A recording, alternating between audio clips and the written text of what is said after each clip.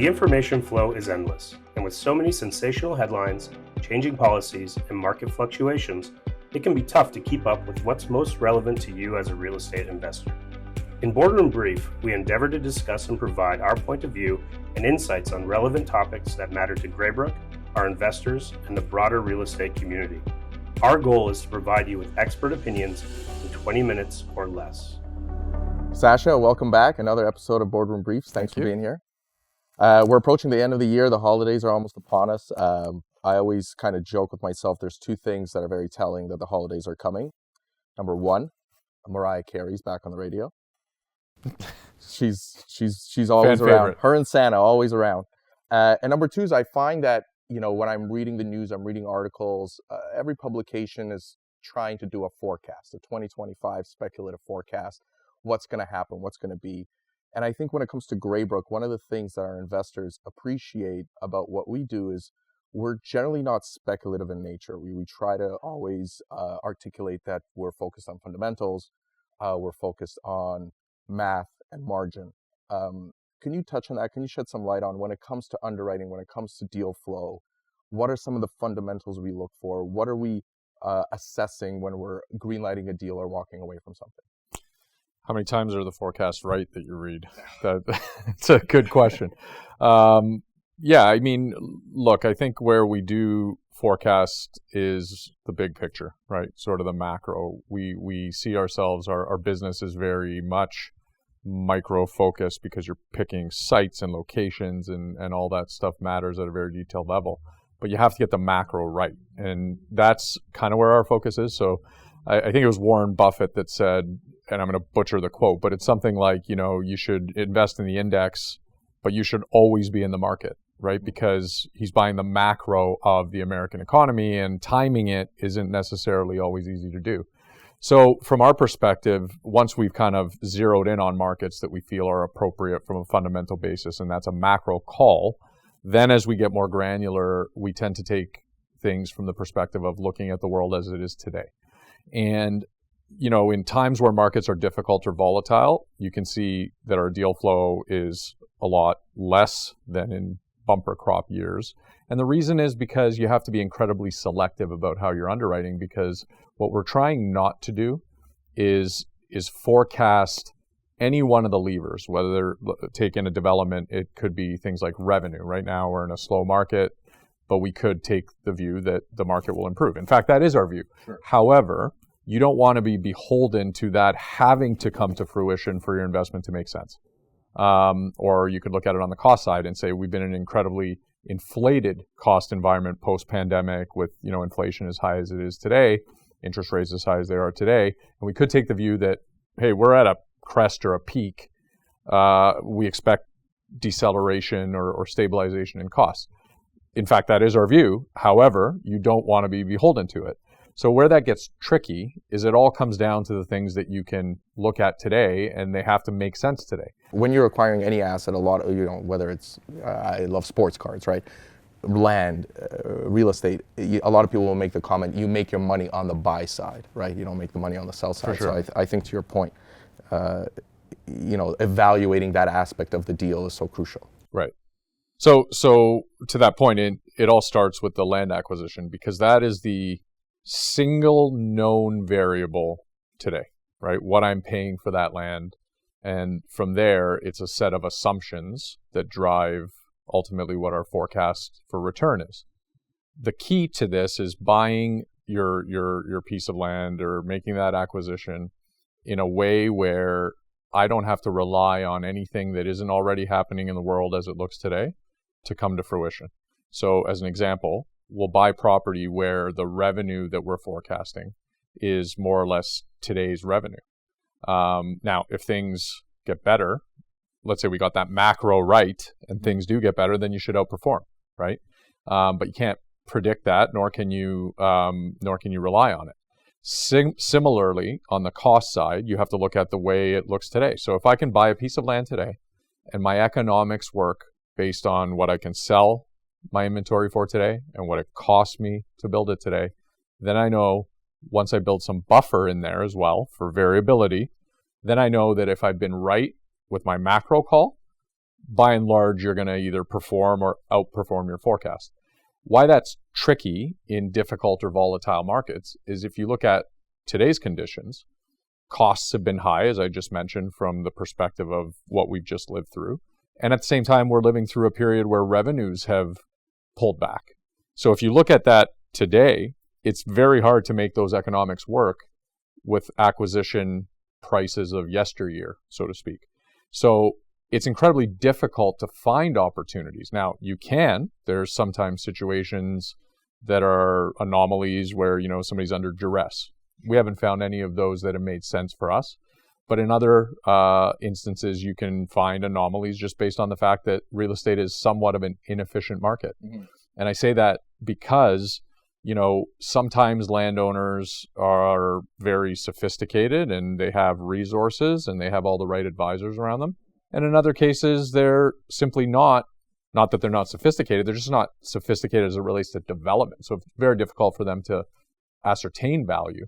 And you come across those types of opportunities. So deal flow is typically slower in times like this, not because you're not seeing deals, but because it's incredibly difficult to make the math make sense. Sure. Unless you're taking I don't want to say taking a flyer because all of our assumptions are very informed, but unless you're taking a view to either revenues going up or costs going down or some version of a future that you can't possibly predict today. Sure. We have, a lot of indicators and we do a lot of work and have a lot of research that would tell us what we think, but we don't want to rely on it, right? So it all comes down to the acquisition. And then the last variable to that acquisition is the structure of that acquisition, right? If I'm buying a piece of property today for $10, and let's say $10 is that right price, but I'm doing it with an $8 mortgage and $2 of equity, there's a cost to that mortgage. Sure. So if I'm wrong, or if it takes a period of time longer than I anticipated for things to normalize, that's going to cost me, and you have to take that into account. So it's not to say that you're not going to buy things with mortgages. Sometimes they can be a tremendous advantage. However, you have to capitalize yourself in a way that gives you that ability and that buffer. So to summarize, it really comes down to the acquisition, the way you structure it, and how you're building out that forecast without a reliance on something happening in the future with enough buffer. If you can find that combination, and it's incredibly difficult to do, you buy. So sometimes it sounds a little bit contrarian or counterintuitive, right? The market's difficult. You're seeing all these headlines, yet we're out there buying. It's because you're finding these very difficult opportunities at a time where you probably should be out there buying, because if you are right about your macro, you're going to do exceptionally well. And I think, on the topic of speculation or forecasting, because real estate, generally speaking, is an asset class that's a long-term asset class, right? So you're not forecasting 1, 2, 3 quarters, where some may argue is possible, right? You could kind of forecast what's going to happen. Sometimes we're 5, 10, a decade out in time. With that being said, sometimes it's enticing or attractive to try to chase down those shorter-term deals, whether it's a distressed property or something else that's a quote-unquote quick flip. Can you talk a little bit about what some of the kind of dangers are in taking that approach, and why we as Greybrook kind of look at it truly as it's meant to be looked at in the real estate world, which is, generally speaking, again with some exceptions, as a longer-term asset class? Yeah, so they all have their place, right? We tend to have a bias for things that are a little bit longer term. Some of it driven by just how long things take, right? Sure. It's not in our control, and some by choice, because we like to be able to have flexibility over time. And what I mean by that, and it's to say, we do short-term deals selectively, and they make a lot of sense, and there's some benefits to it. So let me give you an example. Typically, when markets are functioning more normal course, okay, the advantage of a short-term deal is that if I buy something that's approved today, and usually the price I'm paying reflects the fact that it's ready to go, I have a lot of visibility, or a lot more visibility in what things are going to look like over the next 6 or 12 months than I do what's going to happen in 36 or 48 months. So the advantage of that is if we're in a properly functioning marketplace and I buy something that's approved and ready to go, I can be in the market selling within a short period of time. And again, I have a tremendous ability to handicap what that price needs to look like and what that velocity is going to be. And then if I can get through my sales program in my forecasted time, I'm also tendering construction in that same market. So the benefit is that the margin visibility is very strong. Sure. And that's the benefit of a short-term deal. So when we're in very stable markets, we look at a lot of deals that are short-term in nature for those reasons. The problem is things can change, and we've just lived through, pandemics, and we've lived through spikes in interest rate and inflation and all these different conditions to learn that, maybe black swan events, as they're called, aren't necessarily black swan events. They're Great. whatever the alternative is, the more plentiful swans. And when you think about those types of circumstances, the longer term deals enable you not to have to time markets, right? So again, it goes back to the macro. If you've done the right calculus on what's going to happen over time to an area, and that's why real estate, I do believe, is inherently long term in nature, because it follows the macro trends. Mm-hmm. Then it becomes a story that relies less on timing the market and more about sort of the long-term longevity of that market or sustainability of that market. And you have a lot more flexibility, partially driven by the fact that when you're buying something approved and short-term, the land price is going to be a lot higher than buying something that is 2 years away from approval, for example. So we benefit from both the appreciation in the development work to get it to approved, plus because of that delta, we have embedded flexibility that allows us not to have to time markets. Mm-hmm. And those are the most crucial things. So I would say that for our strategy, they both have a place, sure, all depending on the conditions and kind of what we see at any given time. Good to hear of the deal. And without giving away too much of the secret sauce, I mean, we seem to really hone in on certain geographies and want to participate in certain geographies. Very active in Ontario and GTAH, very active in the US as well. We haven't really delved too much into, let's say, the west of Canada. And, if we look at 2024, Calgary comes to mind as a market that's had some positive headlines coming out of it, right? Where you're seeing some appreciation. Are there certain fundamentals from a deal underwriting perspective that we really look for that are missing in those markets? And if so, do you foresee them changing? And can you talk a bit about like why we're the specialists where we are? Yeah. So I would say the answer to that is your first question as to whether I feel there's anything missing in those markets. The answer so far, in our opinion, has been yes. Not to say that you can't be successful investing in Calgary or Vancouver. There's plenty of people that have been successful. It's just the probabilities from our perspective. We want to put ourselves in a position with the highest probability to be successful, and that's where those macro factors matter a lot.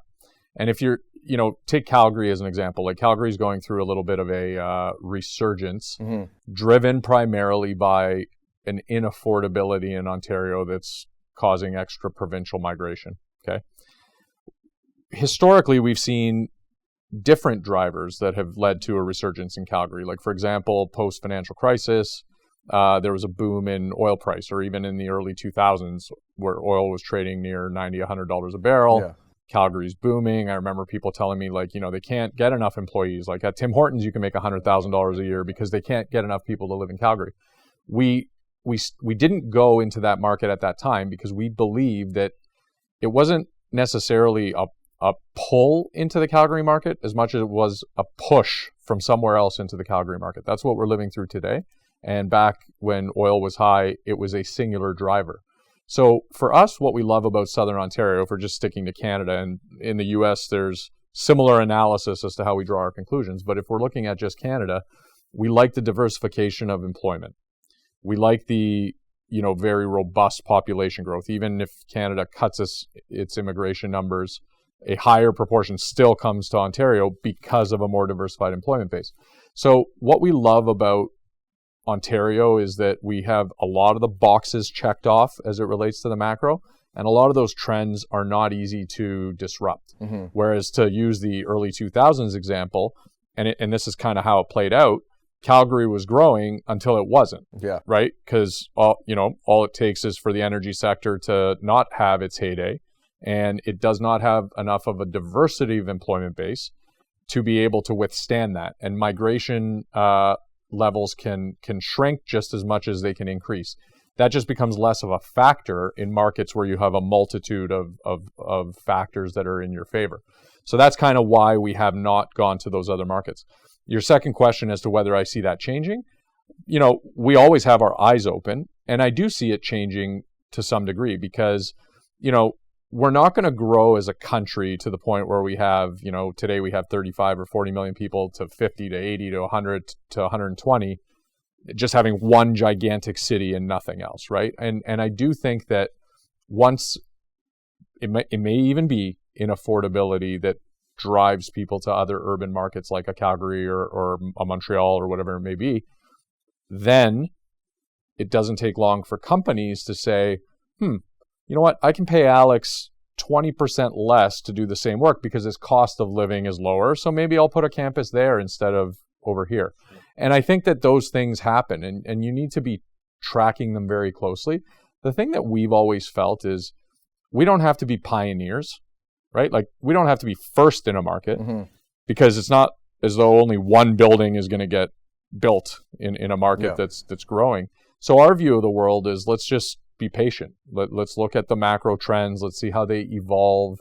And right now, if we're using Calgary as an example, because we've been talking about it, we've got our eye on what's happening. And so far, we've seen some favorable trends, but we want to see that be a little more sustainable over time before we're thinking about, okay, let's start looking at making investments. When we made our first investment in Florida in 2014, it was a good 3 years or more of trying to understand that market, tracking alongside that market, really, we wanted to see what would happen. And even when we made our first investment, we made a proprietary investment, a small proprietary investment to be able to kind of see what happens before we took the plunge. And I think that's kind of how we approach markets. So, I mean, it's interesting because you talk about like very sound fundamentals. And if you look at the GTA, to your point, like you just mentioned, it's kind of been a wonky year, right? We've seen a little bit of up and down.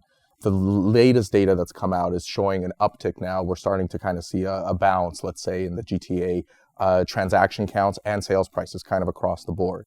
So that could be just market fundamentals, interest rates coming down, a lot of variables. But given the fact that we're seeing kind of some early evidence that transaction volumes increasing, there's more people out there kind of transacting for homes, does that translate on the kind of institutional developer side? Are we starting to slowly see an uptick of action, of deal flow for the developer side? And does it kind of make us evaluate these deals now a little bit differently, knowing that we're sort of, outside of the bottom of the bell curve? Yeah, that's a great question. I mean, we have the luxury, I think, because we're not a developer, we're an investor. Sometimes we do development, but really we're an investor. We have the luxury of our decision being driven primarily by risk reward and what makes a good investment, as opposed to, I've got 100 construction people that are doing nothing, so I got to get into the market, otherwise I'm going to lose people. Like that's not our infrastructure. So we have the luxury of looking at it from the lens purely of an investor looking at risk reward in that relationship. And I would say that my answer to your question is somewhat similar to what I was saying when talking about Calgary. It's a little bit like we don't need to be trailblazers. Mm-hmm. Like we have take high rise as an example today, where we have a very slow market. We have 8, 9, 10 high rise projects that we've acquired.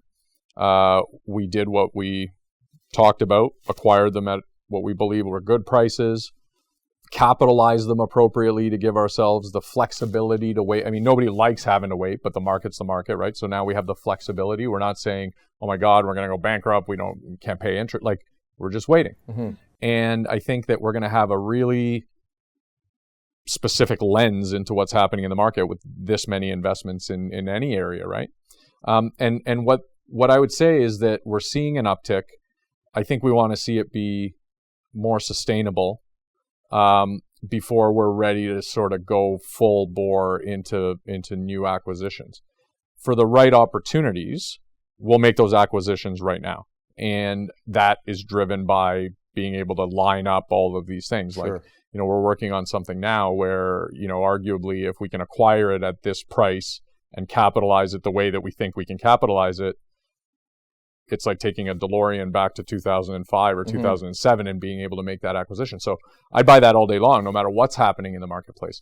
But we're still in the camp of waiting for those types of opportunities. Not that we're always not very picky, but the opportunity set just isn't as robust as probably what you're going to see a year from now or 2 years from now. So I think your observation is right. We are seeing anecdotally, and we're seeing in the statistics, a bit of an uptick. All that tells us really is that we've been right on the macro. So sometimes when you're living through the exact moment in time, you look, people are emotional human beings. We read headlines and nobody can tell the future. So sometimes you can fall into the trap of like, oh my God, like the market's never going to get better. We're never going to see better days. And I think I don't believe that to be the case. I think that's part of what makes a good investor is being able to see through that. So when we look at it, we kind of try to, I don't want to say ignore the moment in time, but take that moment in time within the context of what our broader strategy is and try to be very consistent with that. If we believe something's changed in the broader, that's a different discussion. Now we're talking about different markets and, shifting into different markets and how do we protect what we have in the ones that we have. But we're not in that scenario in any one of our investments. And notwithstanding the market today is seeing a little bit of an uptick, we want to see a little more depth over time before we're back at it with more heft. Oh, yeah, a blank check. Listen, that's great. I think when I personally speak to a lot of our investors, part of the appreciation they have, and I think you've done a great job shedding light on it, is that we're not pouncing on any deal for the sake of doing deals. I think the amount of scrutiny and sifting and diligence that deals go through, by the time it comes to the investor, by the time they're ready to look at it, there's already an underlying sense of confidence that this has gone through a whole lot of work before my eyeballs are on it. So thank you for that, Sasha. Thanks for your time today. You're welcome.